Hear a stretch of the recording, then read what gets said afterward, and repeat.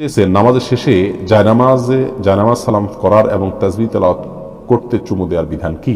নামাজ শেষে জায়নামাজকে সালাম করা কিংবা তাসবিহ কোরআন তেলাওয়াত এগুলোকে আপনার চুমু দেওয়ার কোনো বিশেষ প্রয়োজনীয়তা নেই, বরং এগুলোকে যদি কেউ সিস্টেম মনে করেন, এগুলোকে যদি কেউ তেলাওয়াতের আদব শিষ্টাচার হিসেবে বানিয়ে নেন, নিয়ম বানিয়ে নেন, তাহলে সেটি বিদআতে পরিগণিত হবে। আমরা যে জানামাজ সিজদা করলাম এটার সাথে আমাদের চুমু খাওয়ার বা এটার প্রতি শ্রদ্ধা দেখানোর মতো কিছুই নেই।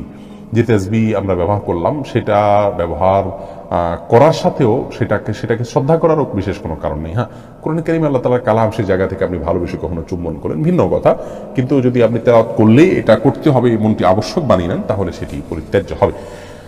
এরপরে নাইমুল হক আজাদ জানতে চেয়েছেন কোরবানির নিসাব পরিমাণ সম্পদ সম্পর্কে বলবেন, কতটুকু সম্পদ থাকলে কোরবানি করতে হবে। কোরবানির নিসাব হলো যাকাতের নিসাব। একজন মানুষের কাছে 595 গ্রাম রূপা বা তার সমমূল্য যদি থাকে তাহলে তার উপরে কোরবানি বর্তাবে, এবং সেই নিসাবটি হলো বর্তমান বাজার মূল্য হিসাব করলে আপনার 595 গ্রাম রূপার যে মূল্য আছে সেটি হয়তো 40 বা 50 হাজার টাকা বা তার কাছাকাছি ফিগারে থাকবে।